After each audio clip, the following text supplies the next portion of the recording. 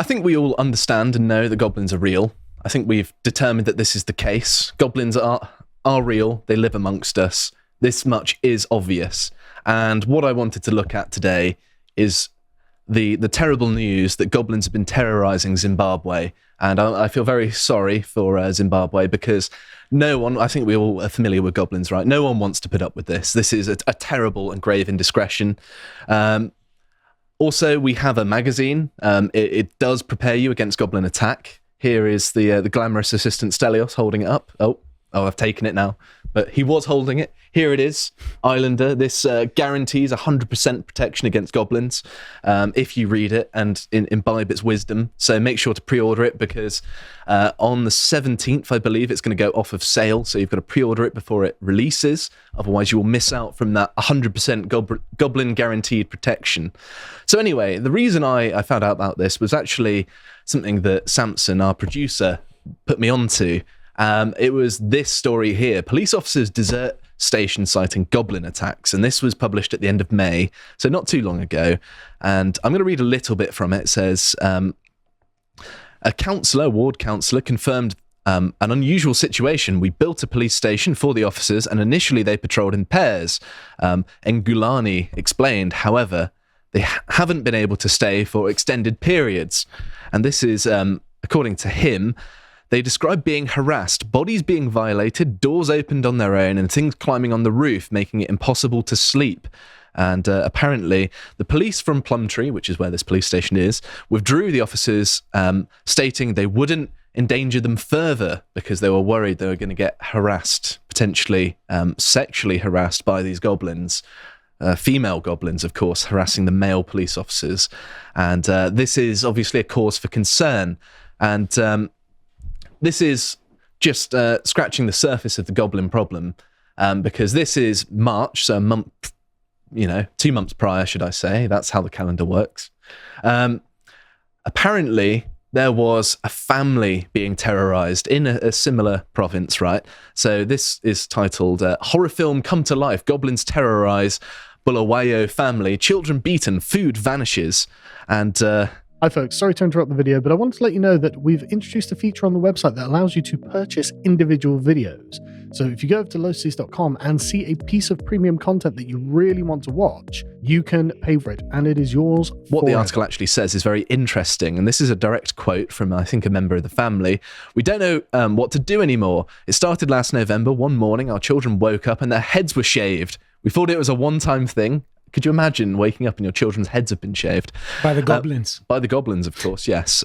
What else would it be? Let's be honest. The next day, our youngest child woke up in the middle of the night screaming. He had been stabbed in the leg with a knife. Okay, that's pretty serious. These goblins are getting out of control, aren't they, Stelios? He also woke up with his head shaved again. I mean... Are they just barber goblins? You have deep goblins and stuff. Well, all of these barber shops opening up in Britain is making me start to worry about, the introduction of goblins into our system, shaving There's heads. A portal from a fantasy universe to our world. Sorry, so can I just establish what's going on here? Africans are being terrorized, having stuff stolen, head shaved, being stabbed. Being stabbed and sexually assaulted by goblins. Yes. Well, I can empathise with their problem, because here in Europe, we're having the exact same thing, but it's not goblins doing it. I know, yeah. Well, it's even more difficult for them, because rather than tangible, physical people doing crimes, it's goblins which are magical in nature and therefore harder to... Well, and able to burrow away during the day. Exactly. So they carry on to say, this family, we sought help from different prophets and churches, but the situation only worsened with each attempt. Doors and windows would come open inexplicably. Our children's clothes, especially their uniforms, their school uniforms, I presume, would be torn. They were no longer able to attend school, so these goblins are preventing their children from being educated. They must be racist or something. We hired a spiritual healer for a cleansing ceremony. The following day, the house mysteriously burnt down. But only the bedrooms were affected. Everything in the kitchen and dining room was untouched, which is interesting. So the goblins, at least a little bit benevolent, don't want to ruin their kitchen and dining room, but just the bedrooms. So, furthering their war on education, they've terrorized schools, and I like this picture here. Presumably this is something left behind by a goblin, like a talisman. It looks like some buck teeth that's really hairy with a sort of beaded chain, I suppose. It looks like a for goat listeners. that's walked into a fan. It does, yes. But This looks like a bad supposedly- Stephen King short story monster. but supposedly the school had to close because the teachers and children were too scared to go to school. That's not an African fleshlight, is it?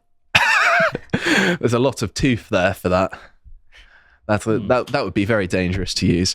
But it's not the only school. So this was, I believe, 2022. There was also one in June of 2022 as well. And there's a different picture of some goblin memorabilia here. Obviously, This is not an isolated incident. Dozens of African news services are reporting on the goblin phenomena. There are patterns that people are noticing. So another school has been besieged, and it's been a problem. They say this one here saying that church and village leaders have been called for a cleansing ritual following alleged incidents of goblins sexually harassing teachers and students at the Majiji Primary School in the Bubi district of Matabeleland, North Province. And the decision was made by village heads, villagers and parents and school authorities at a meeting held last week to discuss the emergency of the reported goblins. So they're taking this very seriously. Obviously, all of the village leaders, all of the people in the local community are coming together to deal with this goblin menace. And it says, this is a direct quote here, the school headmistress asked the Apostolic Church to hold a night prayer at the school following a rise in number of teachers who had been sexually abused by goblins. And apparently one of the members mixed salt and warm water and sprinkled the substance all around the classrooms to chase these goblins away. Because of course everyone knows that salt and warm water is how you deal with goblins. I mean, this is a segment household I remedy. want to see where this goes, because this segment is reshaping my entire worldview, because I thought that these were all problems that we were having in Europe, but it turns out Africa has this problem as well, only goblins. Mm-hmm. And in fact, going back to 2013 here, 4 Zimbabwe schools closed because of the goblin problem. So there's also this story as well. This is the Daily Mail picking up on it. In 2012, female students sent home from Zimbabwean school after they claimed they had been attacked and possessed by goblins. Not just attacked, but they're getting taken over by goblins. Apparently, this is the report of a parent. She fell into a trance and all of a sudden she started screaming and kicking into the air vigorously for about 5 minutes. She did not say anything during the fit. And when she recovered, she said she had seen a baboon trying to slap her. So, was the baboon possessed by a goblin? No. What it is that these goblins, also Yes. sometimes referred to as tokoloshis in the native language, Right. can transform into things and can be invisible. Sometimes- Shapeshifters. Yeah, and sometimes But they're also- only visible to the person they're harassing. And so it turning into a goblin and trying to into a baboon and trying to slap her makes perfect sense. But it can also make African school children, it can possess them and Yes. then make them behave atrociously and kick up an enormous fuss and just make the place intolerable. Yes. I see. But also think of the possibilities, because students could be so bored of going to school and they could start saying that they're afraid of the goblins. No. Children in Africa, Stelios, are really keen to go to school. They're not slacking off like Western children. Okay. Because as we're reminded by the UN and lots of transnational corporations, African children want nothing more than to learn. Right. I stand corrected. So I won't hear any slander against the African work ethic here. So there's actually a video of the aftermath of a goblin attack here, and I'm going to turn the sound off because you don't need to hear it, and it's pretty low quality. Do you hear the goblins? You don't hear the goblins. You hear lots of people, but here they are. It's just some people sort of milling about. They seem a bit alarmed and startled, running away. You can't really see, but this lady's particularly frightened. I don't know what she's doing. Stretching the straps of her shirt over her head for some reason. Maybe the goblins are telling her to do it. But it carries on. Here they are running away. You can't really see because it's off camera, but you get the gist. I think there's someone lying on the floor in a sort of goblin-induced... One cannot unsee the truth, and one cannot unsee the goblin. Yeah, so obviously this is a very tangible and real thing. There they are. They're lying on the floor. There's something going on. Maybe they've been possessed by a goblin. But you get the general idea. But I did some digging, and it turns out that goblins have been a problem since at least the 50s. So this newspaper from Bantu World, that's a newspaper. This was 1955, and this is the native name for a goblin. Goblin's perhaps a Western equivalent, but it's talking about them stopping a church service. So they've been interfering with religious matters. How do you pronounce that? Their word Tokoloshi? Tokokoshi. Tokoloshi. Tokoloshi. Mm-hmm. Right. So it's getting even more sinister than that, right? So recently, well, relatively recently, this was 2012, since, the 50s, there was a case where 26 women woke up without undergarments, and they actually were discovered, it says, under the chief. I don't know whether it was found like under him or whether it was under his leadership. They went out and tried to find them, but it'd be interesting if the goblins planted it on the chief to try and undermine his authority. So the goblins are stealing women's underwear while they sleep, and then piling it up at the local leader's house. Not necessarily. It's unclear what the wording means, whether it is just under the leadership of the chief, they found the underwear, but they haven't specified where it was found, rather than it being found under the chief himself. But here we are. They were blamed, the goblins. They finally got the culprit. Thank goodness they found who did it, because that poor leader. I mean, it must be very unsettling for him to wake up and suddenly discover he's covered in women's underwear that goblins have put there. I know, yeah, it's very strange, isn't it? And the fact they removed them while they were sleeping at night as well, that's quite an invasion of their privacy. Yeah, this starts giving some very wrong vibes. Mm-hmm. So at the more sinister end of the Goblin Menace, there was a case in 2016 of a man who was tricked by goblins into stabbing his wife to death because he thought she was a goblin, and he was dreaming of getting attacked by goblins, which was obviously a goblin trick. The goblins made me do it. And he stabbed his wife to death with a chisel before stabbing himself in the neck and shouting for his neighbours to come and help. Why would the goblins do this? I don't know why the goblins would do this, but it's because of their evil nature, I think. There's something about the goblins that just leads them to do really terrible things, and it's a horrible thing for, presumably for this man and obviously his dead wife to go through. But presumably there's not a lot of goblins. It's just a small hog. I mean, there are small sort of cases of them. It's enough that it's a sort of menace on Zimbabwe. Right. But I mean, what are you talking about? They make up like 13% of the population or something? It may well be that it's about 13% of all the problems are caused by these goblins, yeah. But maybe something like closer to 50% of the crime. Well, it seems like it's a large portion, yeah, perhaps even greater than that. Right. So there's good news. You can fight back against the Goblin Menace. Because there was a clinic in Zimbabwe in 2013 that was cleared of goblins. They had a cleansing ritual in the clinic, although the nurses were hesitant to return to the clinic because the association with the goblins, of course. And there's this wonderful... You just don't want to live near them. Mm-hmm. You do not want to live near goblins because they just ruin everything. Mm-hmm. So there's actually a ritual that can be done here. This is a report from a prophet in Prophet Ziziba.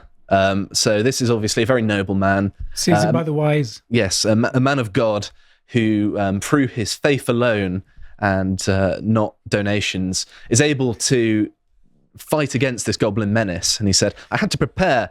That is the reason we spent the night sleeping and praying. I had to set traps because if I had not done, that goblin was going to kill me, he says.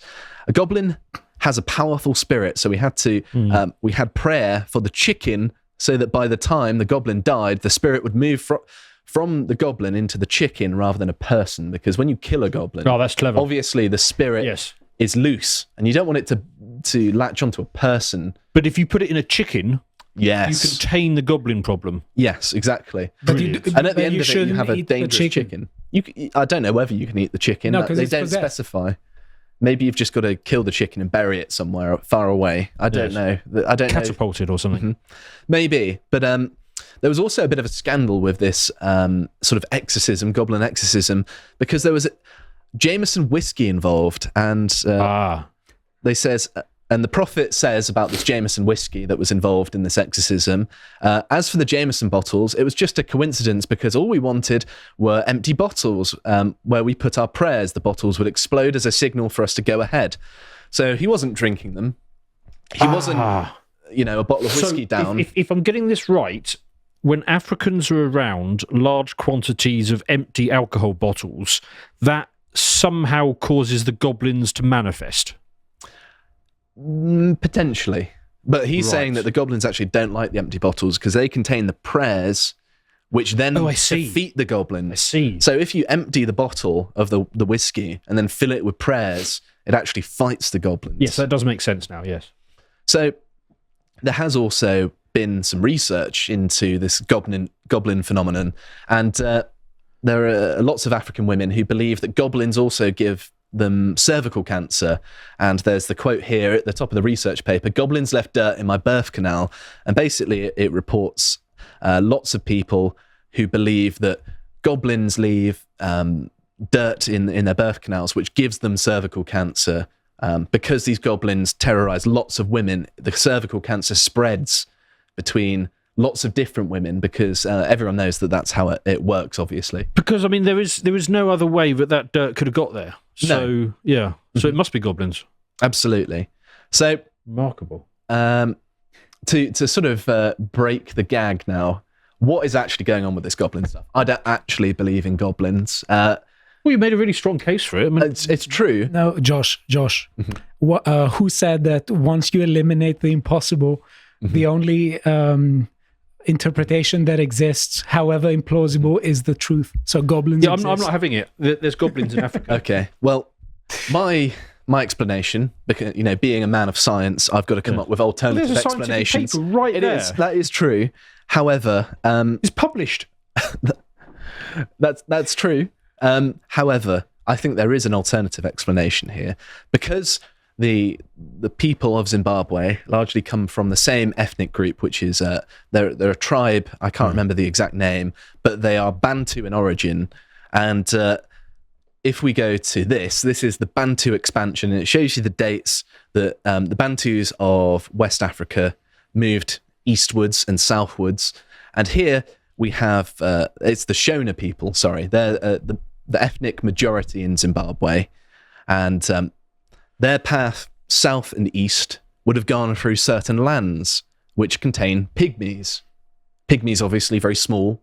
Yes. Hunter-gatherers, right? They had a different lifestyle to these Bantu-speaking people, and Bantu ethnic people, should I say. And so perhaps... But when the Bantus moved down across Africa, I mean, presumably they integrated harmoniously with the tribal people that they found. No, they didn't. They killed them. That's what happened. Right. But they might have come into contact with the pygmies in places like what is now the modern-day Congo and Central Africa. And these small people that would have appeared and disappeared into the forest like it was, second nature to them, and may have sort of made their migration difficult, might be the source of these invisible people that are terrorizing them and carrying out these mischievous attacks upon them that don't really amount to much because, of course, they're hunter-gatherers against an agricultural society. And so there's only so much they could do. And because, this migration was BC, right, it is thousands of years of communication has turned this into a sort of mythical story as opposed to, a perfectly explainable one. Are there any pygmies still around? Has anyone still got... Yes, there are. They still live in hunter-gatherer tribes to this day in remote rainforests and things like that. Well, I want to meet one. Really? Yes, I want to meet a pygmy. If anyone's got one, get in touch. We'll fly you out to Africa. Yes, I want Also, to meet one. I think it is smoked whiskey that works best with goblins. Mm-hmm. From Isle of Isla. Yeah. So that is my charitable explanation. That's saying, okay, maybe there's a grain of truth to this. And here's my uncharitable explanation to this goblin phenomenon. There are the pygmy villages, by the way. There's a map of them. Oh, look. Yeah, there they are. I can... Mm-hmm. Yeah, it's the blue ones. That's where you can go. I don't DPRK, really want to go to the DRC. You can go to Cameroon. But anyway, this story, I think... Why can't the pygmies be the people who are coming over on the boats and being the Deliveroo drivers? That'd be hilarious if your pizza was delivered by a pygmy.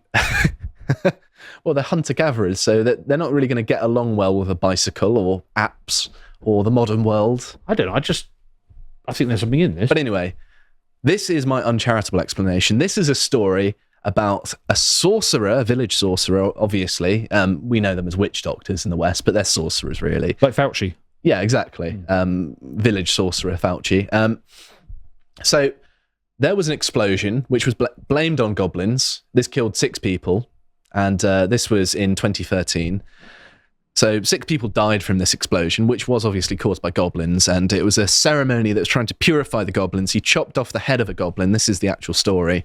And the goblin exploded, which killed people.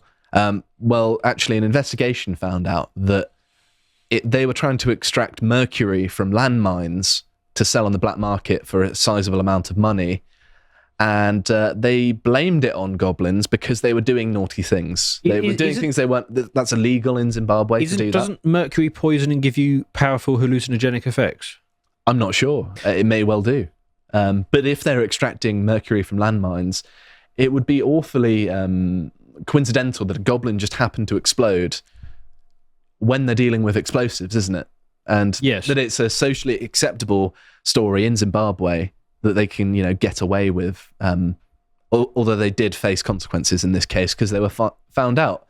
And I'm now starting to wonder if I'm looking at the Lord of the Rings in a completely different light. Is it possible that J.R. Tolkien went to a pygmy village and just did a lot of ayahuasca? He's a well-travelled man. We can't rule it out, can we? But it's worth mentioning as well that it's not just me that's onto this Goblin Menace. My Stream Deck's not working, but Lord Miles, who has been on this podcast before, posted about 5k likes, and I'll drive 8 hours to interview the village being terrorised by goblins, and there's 27,000 there, so he went and did it, and he went to the village. There he is with the one of the villagers, and apparently he's got a video on the way, so maybe he's going to help me unveil this Goblin Menace in Zimbabwe. He went to Goblinville. Exactly. You can't read Goblin out Mecca. that middle bit. No, I'm not going to. However, just as a final point, this is a government website, and within this it says British nationals live in about 15,000 live in Zimbabwe, whereas 112,000 Zimbabweans live in the UK. So my message to all of you at home, if you live in Britain, is that if 112,000 Zimbabweans are here, who's to say they haven't brought their goblins with them? I mean, these goblins are dangerous. We've seen they kill people, they assault people sexually. Well, they can steal your underwear. They steal your underwear. And they give it to a Zimbabwean. Potentially. Exactly. And so they do all of these terrible things. Perhaps we need to be a bit more cautious when dealing with these people because of the goblins, obviously. And yes, I wanted to draw attention to this plight because it's a very important topic that doesn't see the light of day very often. Crime went goblin mode. It did indeed. Good God, that was a powerful segment, Josh. Well done. I hope you appreciated that segment from the podcast of the Lotus Eaters. And if you want to see more of what we're doing, what you want to do is pre-order this lovely magazine, Islander. It's on our merch store, which you can find on our website. Make sure to get it because it's a limited run thing. And if you want to see what else we're up to, you can follow us on Twitter where we share everything else. Thank you very much for watching and goodbye.